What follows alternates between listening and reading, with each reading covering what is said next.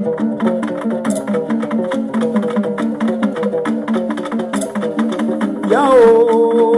ngombia myo yao imekunye nangai na makunde nangai na makunde nangai na kunye nangai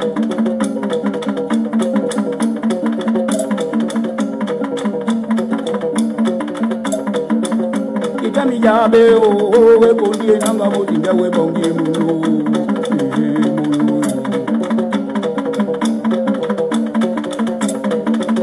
na mimi ngonga o kumbe ni kage de o bya mwila e mulu o de o na kunye na kunye nanga o kunye nanga o kunye nanga o kunye nanga o ye kwa na kunye Beni o wena video beni ga dinjo la e kumbe de pindi mulo konye nangai konye nangai konye nangai konye nangai o na makonye nangai eni mari konye nangai eni mari konye nangai eni mari konye nangai mutinga umema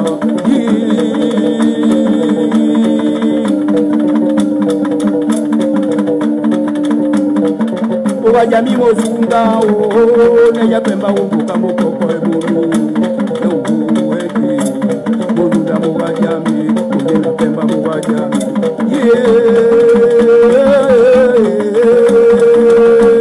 o ka o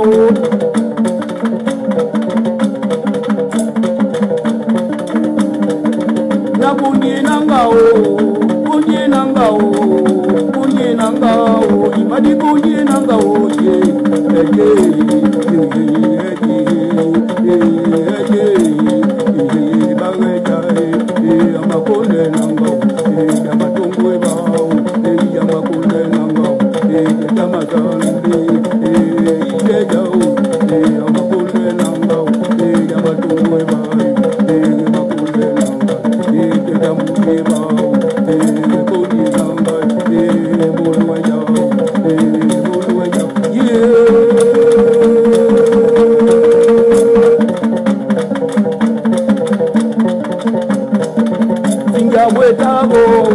Wetabo na mina mukanyiki tuka ebolo yanongwa makunde nangai nongwa yaba makunde nangai mukanya makunde nangai mutema womukoi mabaka wombuka poni ekuzungu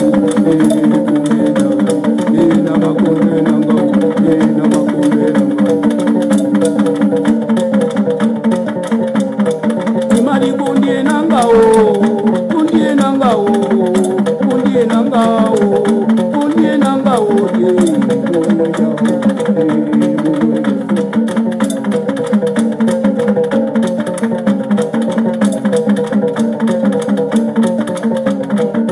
Eligo wena video wediga nitona ekukele peyo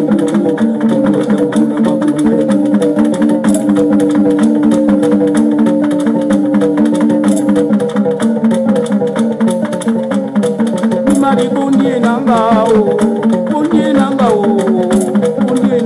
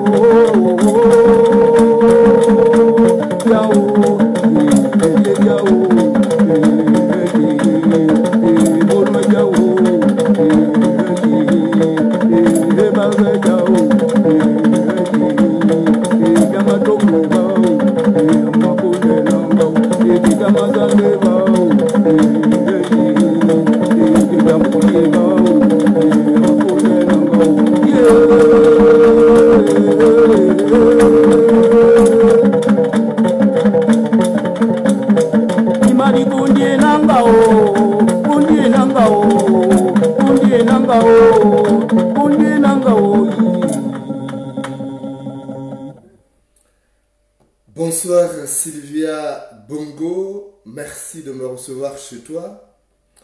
Sylvia Bongo, ça faisait longtemps que je ne t'avais pas rendu une visite de courtoisie. Je sais que tu en as besoin souvent parce que tu mérites d'être recadré de temps à autre, surtout que tu as un cerveau de moineau. Sylvia Bongo, la dégaine actuelle interpelle tous les Gabonais soucieux du devenir de ces pays. Tous les Gabonais qui n'ont pas un pays de rechange, tous les Gabonais qui aiment leur pays ne peuvent pas se satisfaire des conditions de vie dans lesquelles ils se trouvent aujourd'hui. Depuis quelque temps, vous avez durci votre dictature, vous avez ajouté une couche de dictature pour assigner les Gabonais à résidence surveillée. Vous avez profité de ces machins de coronavirus pour maintenir les Gabonais dans une sorte de dictature qui ne dit pas son nom. Vous avez trouvé des mots comme confinement, comme couvre-feu, mais on sait que ce sont des prétextes que vous avez trouvés là. Il n'y a pas de coronavirus. Même si ton copain Patrick Obia et toi vous êtes entendus pour gonfler les chiffres, pour faire peur à la population, on sait qu'il n'y a pas de coronavirus au Gabon. Et comme si cela ne suffisait pas, ton despote de mari, Ali Bongo, ou ce qui en reste, vous êtes entendus pour fermer les lieux de culte. Sylvia Bongo, tu as vraiment un cerveau de moineau. Et vous avez engagé un bras de fer. Tout ce qui est en train de se faire en ce moment au Gabon, c'est toi qui es l'artisan de ces bénis désordres. Et tu vas le payer. C'est toi qui encourages Ali Bongo à se maintenir dans la tête de l'État, même s'il est devenu carcasse. Parce que ce qu'on voit là, cet homme qui traîne une patte et qui a du mal à articuler des mots, ce n'est pas ce que les Gabonais méritent comme président. Ce n'est pas ça là qu'on mérite. Mais toi, comme tu es obnubilé par l'argent et les honneurs, tu fais tout pour le pousser, pour qu'il reste là, qu'il s'accroche au pouvoir. Et là encore, comme si cela ne suffisait pas, vous voulez que les lieux de culte restent fermés. Comme toi, tu as un cerveau de moineau. Comme toi, tu es plus abonné au démon qu'au Dieu. Tu ne veux pas que les Gabonais prient. Mais je te promets, ce qui arrivera, arrivera. Ce qui arrivera, arrivera et tu assumeras. Je te rappelle que ton nom est en deuxième position à la liste, sur la liste des personnes déposées à la Cour pénale internationale. Donc, on t'a à l'œil déjà. C'est toi qui encourages ces désordres. C'est toi qui as mené ce strophe de Michael Moussa comme ministre de la Défense. Ali Bongo ne maîtrise plus rien. C'est toi qui fous ces bordels. Parce que tu voudrais imposer ton fils Noureddin comme président du Gabon, comme ça s'est passé en Syrie, après la mort d'Hafez al-Assad, ces démons de Bachar al-Assad est arrivé à la tête du pays et il a transformé la Syrie en pandémonium. Cela ne viendra pas chez nous. Cela ne viendra pas chez nous. Tu ferais mieux de voir ta carcasse de mari pour lui dire que désormais, il faut laisser le pouvoir et laisser les Gabonais décider du destin de leur pays. Ne forcez pas les choses parce que ça va très mal se terminer. Je te conseille de regarder des films de certains dictateurs, comment ils ont terminé. Mobutu, comment il a terminé. Samuel Doe, comment il a terminé. Et Bokassa, ils sont nombreux. Donc, au lieu de forcer les choses, vous voulez comprimer les Gabonais dans leur propre pays. Toi, tu n'es pas gabonaise. Je ne suis pas xénophobe, mais tu n'es pas gabonaise. Ton mari ne l'est pas non plus. Il n'est pas aussi gabonais. On a accepté. Si on se souvient de vos origines aujourd'hui, parce que vous chiez avec les Gabonais. Si vous faisiez mieux, on n'allait même pas penser que vous êtes des métèques. Donc, il faut laisser le Gabon tranquille. Parce que ça va mal finir pour vous. C'est quoi cette histoire? Toi, tu penses que quoi? Que le Gabon deviendra quoi? L'Arménie? L'Arménie de ta mère? Le Gabon ne deviendra pas l'Arménie de ta mère. Ou bien la France de ton père. Les Gabonais sont là, ils vous acceptent. Et c'est ça la récompense que vous trouvez. Venir les garder dans une prison à ciel ouvert, où ils n'ont même plus le droit d'aller à l'église. Vous prenez pour qui? Toi, tu es qui, Sylvia Bongo? Tu es qui? Si tu étais resté en France, tu serais juste une fille de joie pour procurer du plaisir à certains hommes qui souffrent de la lascivité. Tu n'as rien dans ta tête. Rien dans la tête. Depuis que tu es première dame, tu as posé quel acte qui aura marqué la conscience collective positivement? Quel acte tu as posé, toi? Même les femmes, elles accouchent à même le sol. Que Dieu son âme, me dit, tu suis Bongo, avec quand même créé El Rafa. Mais toi, tu as fait quoi en tant que première dame? Qu'est-ce que tu as créé? Tu voulais seulement voler l'argent du Gabon, amener ça dans les paradis fiscaux. Tu vas rendre cet argent. Tu vas payer ce que tu fais aux Gabonais. C'est toi qui encourages Ali Bongo, qui est devenu une simple mascotte, pour faire ce désordre-là. Comment tu peux venir faire du désordre dans un pays qui t'a tout donné?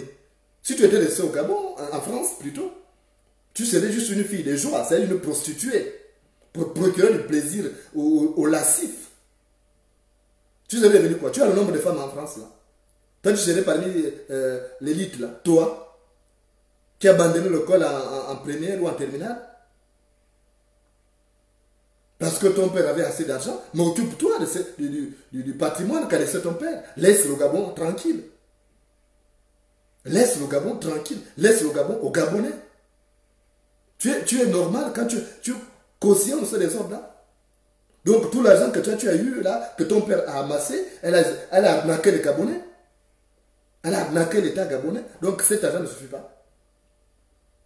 Et tu penses que nous on va subir ça pendant combien de temps? Tu penses qu'on va tolérer ça? Je te promets, tu vas mal finir avec ton mari. Tu vas te cacher dans les égouts. Tu demanderas pardon à genoux.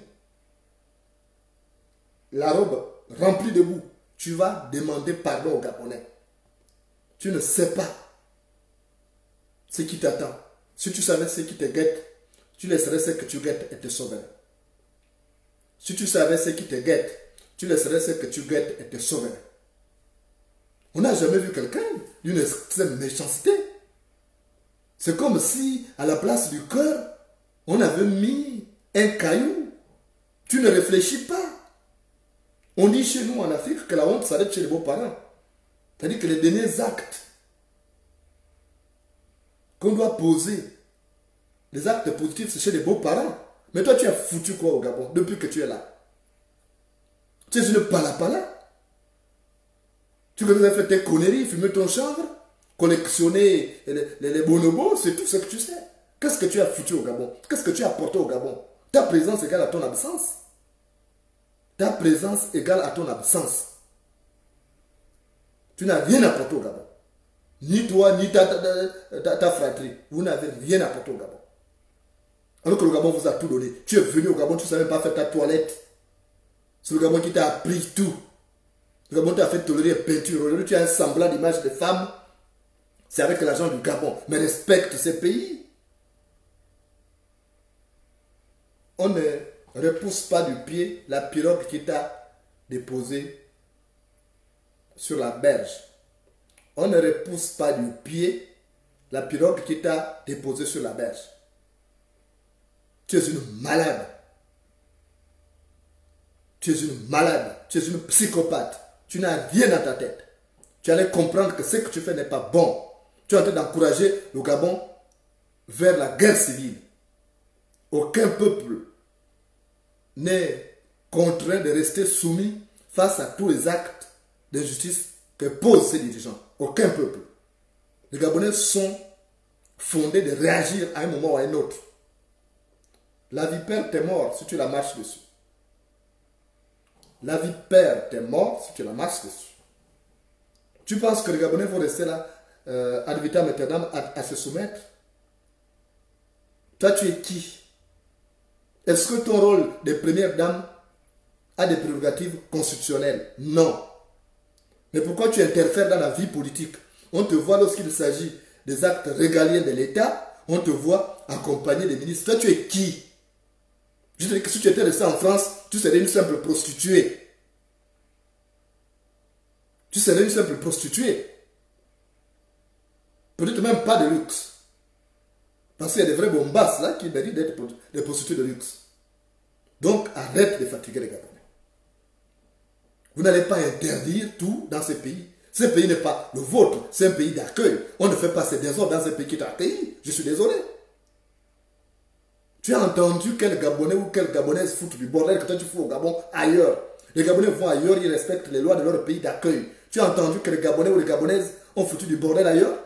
Pourquoi tu te le permets dans le pays des autres? Pourquoi? Ce n'est pas le fait d'avoir été nommée femme d'Ali Bongo, tu n'es même pas sa femme, sa vraie femme c'est l'américaine. Parce qu'il n'y a jamais eu de divorce. Toi tu es une secrétaire de nuit. Tu es une secrétaire de nuit. Donc il faut arrêter ça. Il faut que tu dises à Ali Bongo de reculer, de laisser les églises ouvrir. Parce que ce qui risque d'arriver, arrivera. Les Gabonais ne vont pas se plier à ces dictats. Vous avez foutu trop le bordel. Tu as volé l'argent du Gabon, tu as fait tout. Tu as aujourd'hui des voitures que tu ne pouvais même pas avoir à temps normal. Même avec l'argent de ton père, tu n'aurais pas pu avoir ça. La preuve, c'est que ton patrimoine a augmenté lorsque Ali Bongo est arrivé à la tête du pays. Ton père ne peut pas te permettre de faire des folies. Tu n'en avais pas, l'argent, tu n'en avais pas BZF. Je suis désolé. Donc, il faut arrêter ça. Tu es une psychopathe, tu as un cerveau de moineau, tu ne réfléchis pas, on ne voit même pas ce que tu apportes à ton mari. Dans les pays sérieux, une dame a un vrai rôle à jouer, a un rôle de conseiller. Quand tu es une première dame, tu vas avoir un rôle de conseiller. Une première dame, c'est le premier conseiller de son mari et le dernier qui doit être écouté. C'est le dernier conseiller qui doit être écouté.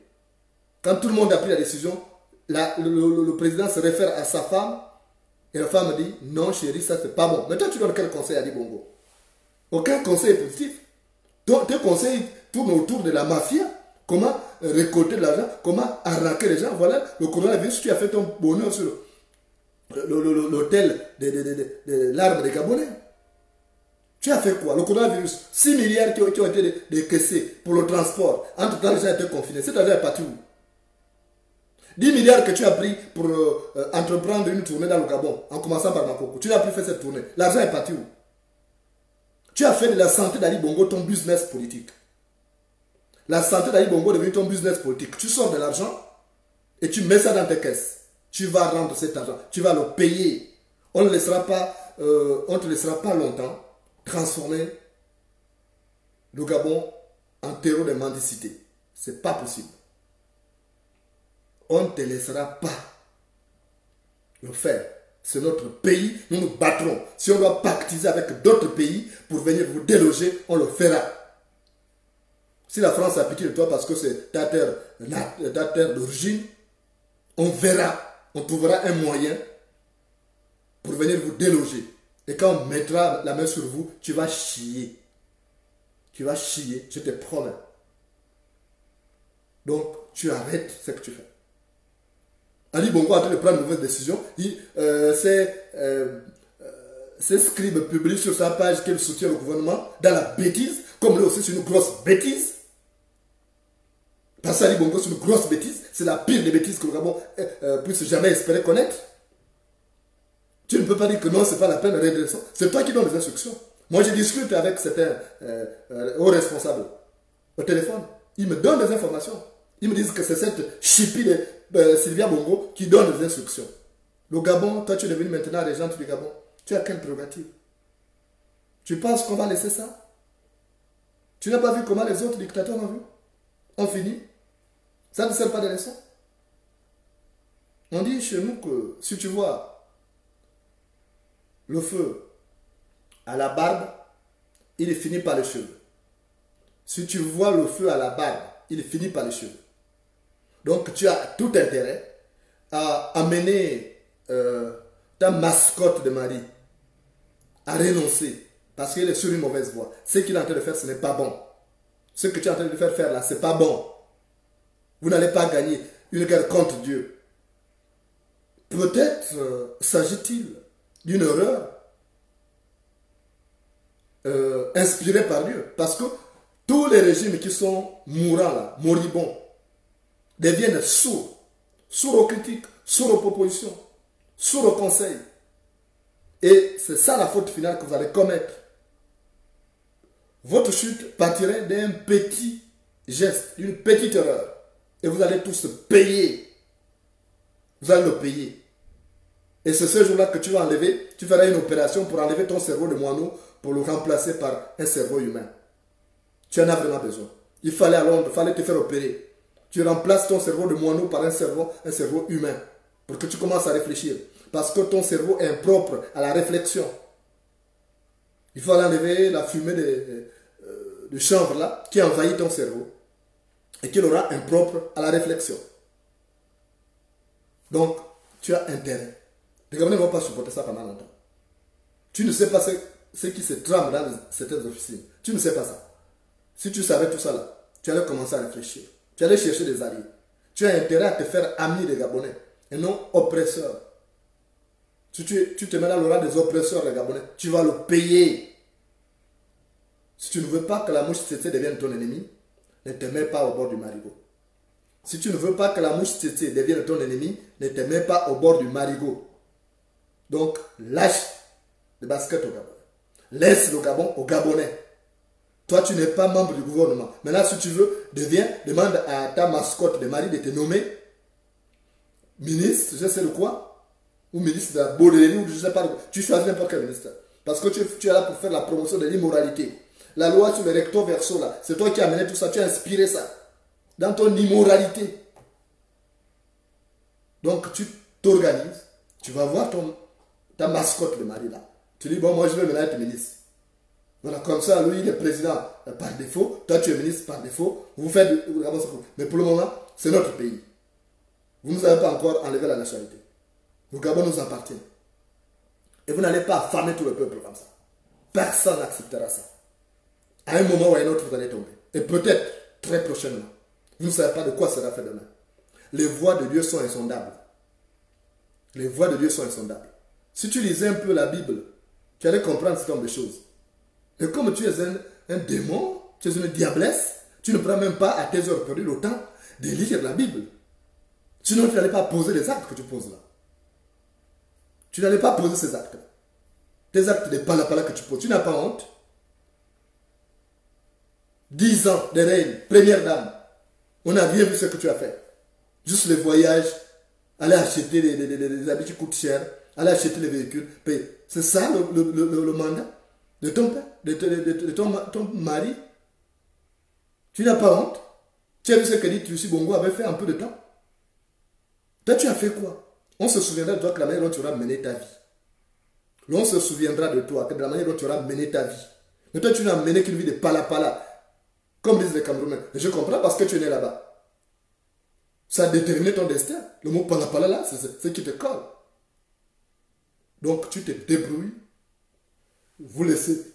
Tu appelles votre vaguemestre les matins, Lambert là, pour dire laissez les gens. S'il y a un seul mort, le 25, ce qui va arriver, ce sera le début d'un engrenage que vous n'allez pas maîtriser.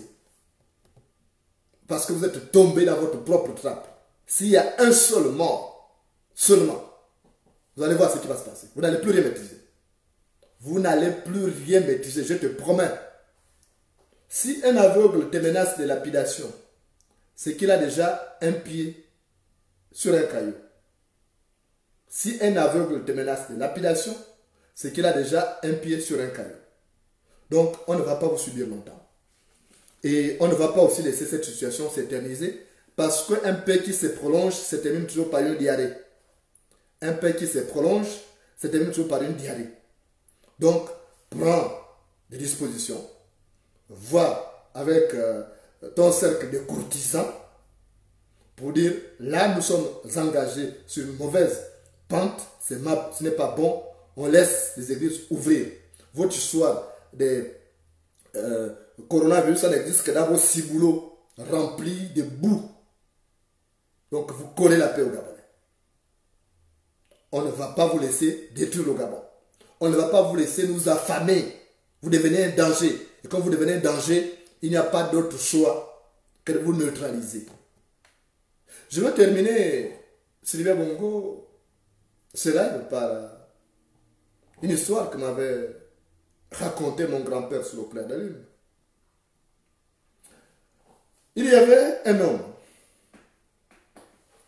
Cet homme-là avait sa femme. Et il faisait des plantations. Cet homme-là s'appelait Mumbina. Et sa femme s'appelait Marundu. Et ils avaient un enfant, un garçon, qui s'appelait Pogo.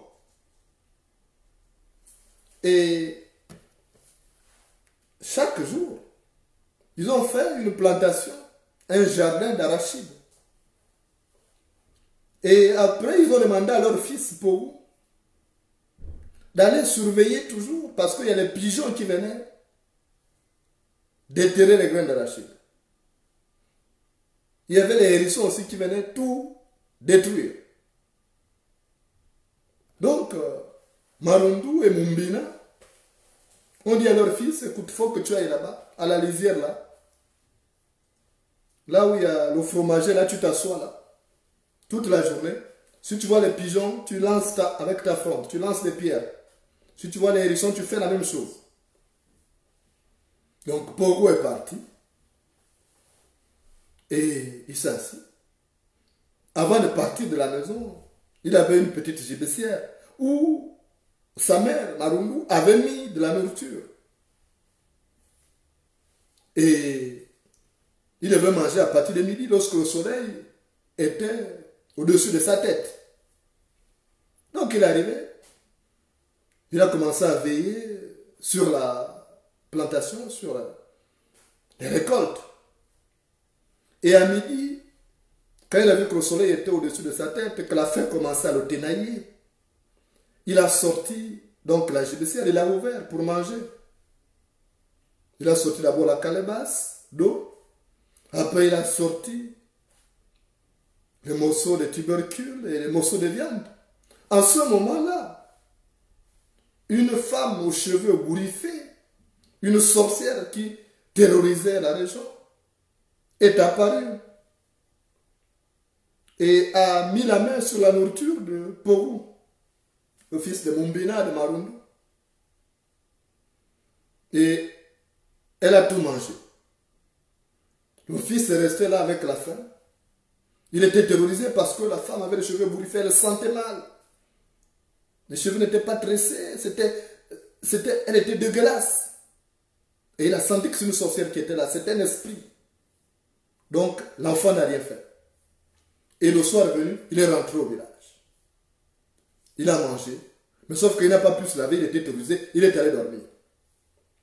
Deuxième jour, il est reparti à la plantation pour surveiller le champ, la partie réservée à l'arachide. À midi, il a encore sorti sa gélissière. Et c'est comme ça que la vieille sorcière est encore apparue pour dire, allez, donne-moi ça. Elle a mangé tout goulûment. L'enfant a été terrorisé. Il est reparti à la maison le soir. Il n'a rien dit aux parents. Il a mangé, il est allé dormir sans se laver. Et après, le père était intrigué, il dit, mais ça fait 2 jours que Pogo ne se lave pas. Il est allé cogner dans sa chambre. Il dit, mais toi, depuis hier, tu ne t'es pas lavé, aujourd'hui, tu ne t'es pas lavé, qu'est-ce qui se passe? Il dit, ah, papa, je suis terrorisé par ce que j'ai vu là-bas. Tu as vu quoi? Il dit, j'ai vu une sorcière là, avec les cheveux bourriffés, qui sent mal et tout. J'ai même l'impression que c'est un cadavre en putréfaction. Et c'est comme ça que Mumbina dit quoi? Et tu as eu peur? Il dit, mais j'ai eu peur, papa. Il dit, bon, moi-même, j'irai là-bas demain. Dès le lever du jour, Marundu lui a donné la nourriture dans la judiciaire. Il est parti. L'enfant est resté. Et lorsque le soleil était au-dessus de la tête, il a ouvert sa judiciaire pour manger. La même sorcière est apparue. Elle avait les yeux écarquillés comme toi, comme ça. Elle est apparue. Au moment où Mumbina voulait manger, elle dit, donne-moi ça ici. Et puis, elle a tout mangé. Mumbina avait peur. Et pourtant, c'est un grand chasseur, il tremblait.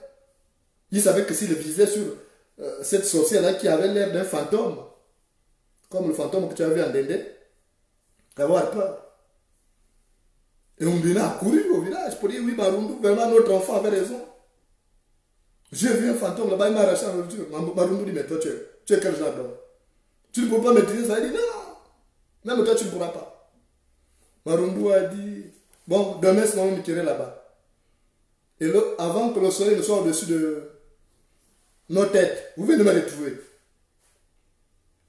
Et la veille, elle a préparé les fils à tresser, les fils, le crin là avec lequel on faisait la pêche, les fils de tourine là. Elle a dit, moi je m'en vais là. Elle est partie à la plantation, elle a déposé son sac là où il y avait la nourriture. Et après, elle a déjà apprêté les cordes là sur l'arbre. Tout ça, elle avait tout apprêté puisqu'il y avait un fromager qui était là. Elle a tout à fait apprêté. Et quand elle a vu que le soleil était au-dessus de sa tête, elle est venue s'asseoir. Là, elle a commencé à ouvrir le sac. Et à ce moment, la sorcière là qui avait les yeux écarquillés comme toi là, elle est réapparue. Elle voulait la toucher. Elle a dit, attends. Elle dit, attends. Elle dit, tu ne peux pas manger les mains sales. Il faut que tu laves les mains. Regarde, tes cheveux sont en désordre. Ça tombe. Ça, c'est de tomber dans la nature. Laisse-moi d'abord te tresser. Tu es une belle femme. Si on te tresse, tu seras encore plus belle. Assis-toi. Et elle s'est assise. Elle a dit, mets-toi, adosse-toi sur l'arbre. Donc, elle a commencé à tresser. Après, elle s'est levée. Vous ne savez pas que quand elle tressait là, chaque tresse était liée aux cordes là. Donc, elle a attaché la tête bien, solidement attachée. Et comme ça, elle a fait signe à Mumbina, son mari, et à son fils Pogu qui étaient là. Ils sont venus. Ils ont assommé cette sorcière. Parce qu'ils avaient compris que cette sorcière-là voulait menacer non seulement leur nourriture, mais pouvait menacer aussi leur récolte. Parce qu'après avoir mangé la nourriture qui était préparée, elle allait aussi prendre les récoltes. Qu'elle allait aussi détruire leur plantation. Et ils ont dit, ça c'est un danger pour nous. Alors, on va détruire cette sorcière-là. C'est comme ça que les Gabonais vont comprendre que tu es un danger pour le Gabon. Tu risques de menacer parce que tes actes vont amener la famine, vont amener la dèche noire et ils vont aussi te faire comme Mumbina et Marundu et leur fils Pogu ont fait à cette sorcière-là qui venait manger non seulement le plat, mais attendait que justement les récoltes qui étaient là puissent donner pour mettre le grappin là-dessus. Donc les Gabonais ne vont pas te laisser, ils feront ça, ils te feront ça. Et de là à là, ils vont te faire ça de là à là. Ils trouveront un moyen pour te neutraliser. Voilà. Merci de m'avoir reçu chez toi. Si tu as compris, c'est bien. Si tu n'as pas compris.